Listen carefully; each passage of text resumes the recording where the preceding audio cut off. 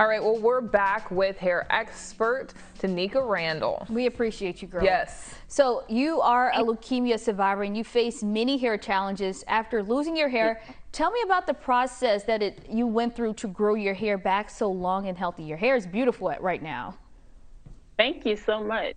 One thing I did, like even I'm a real special person. So even when I was going through my chemo treatments when I was in the hospital, I had like this hair oil that I was still like putting on my scalp and massaging, because one important thing with hair growth is like you have to get the blood flow going and you have to get those nutrients to your scalp. So I still was like massaging my scalp all the time with my hair oil so I could still get the hair growing. Even when it was falling out, I still was doing that. And then once the hair comes in, you want to make sure that you're still massaging your scalp. Like I tell everybody, do scalp massages every day. Even if you don't put oil on your scalp every day, massage your scalp every day so you keep that blood flow going and keep those nutrients there. And it helps to make your follicles stronger.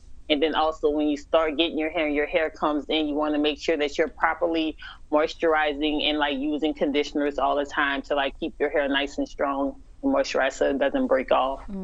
So what kind of hair growth treatment plans, vary depending on your hair and your scalp? What are the different ones?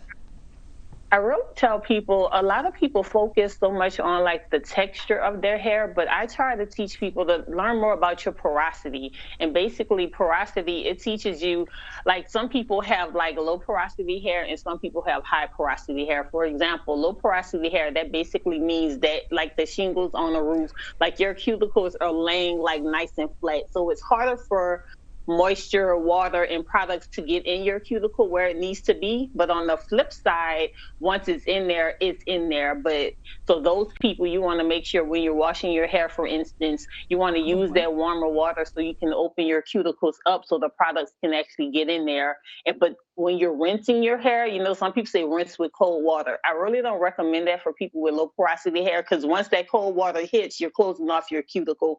So you don't want to rinse with hot, but you don't want cold water either. And then hurry up and apply your products in layers and seal with oil in the end.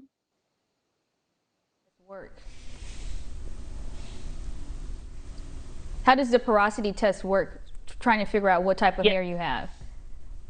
The porosity hair is really, really simple. So you're going to get a cup, but you want a clear cup that you can actually see through. And you're going to need to do this on clean hair. It's going to be like room temperature water. And you're going to take a strain of clean hair and you're going to drop that in that water. And you're going to basically look and see if your hair, if it stays at the top of the cup or if it comes to the bottom like really fast. So if your hair strand actually sits on the top of the water when you put it in there, like it doesn't start to fall, that means that your hair is more low porosity. That means that it's harder for that water to get in there.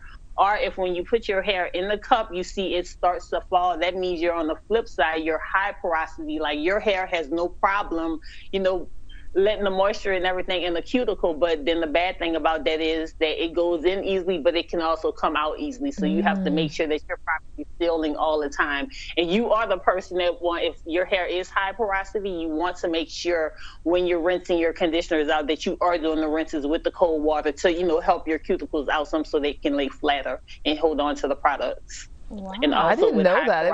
I'm going to go test it out.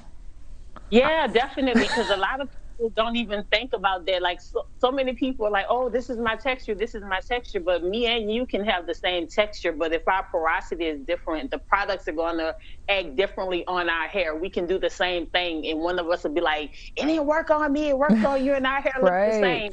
But it could be the porosity. And like high porosity, it can be just genetic or how your hair is, but high porosity hair can also be a sign of damage. Like say, for instance, like heat damage can cause high porosity hair. So you want to make sure that you're taking care of your hair and staying away from like too much heat.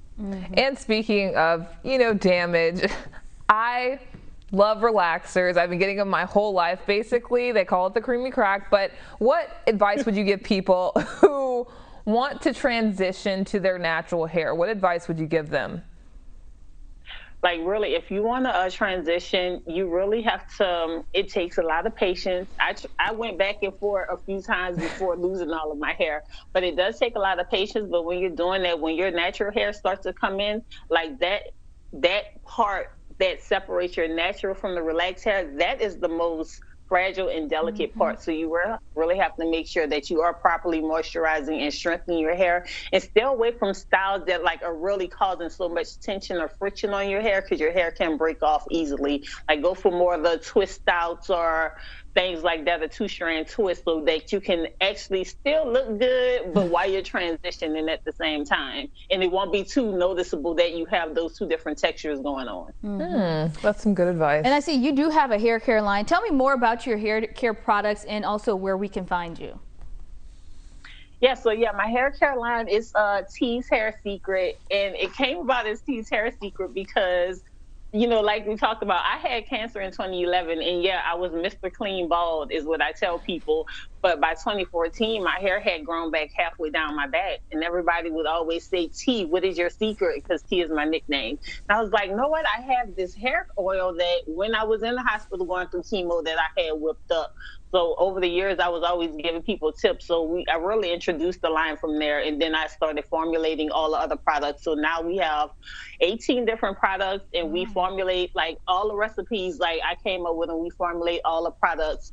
This is like one of my really popular sets. This is my I Want It All mini set. It comes with shampoo. It comes with the awesome deep conditioner. It comes with a daily moisturizer, the hair and scalp oil that I was talking about. And then it also has a hydrating spray. And this set is like really, really popular among like everybody. It's a really great way to get to know us without breaking the bank, because it's less than $25 for that set. Wow, we love this. Yeah. It's important because for Black women, our hair is our crown. We can't get to the beauty salon. Yeah. But you're teaching us we can do this at home.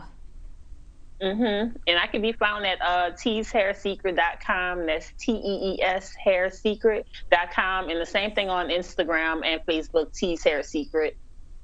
All right. Thank you so much for joining us. Yes, thank you for the tips. Thanks for having me, ladies. I'm going to make the transition one day. I will. We're going to get her off the creamy crack, okay? We embrace you with open arms. Thank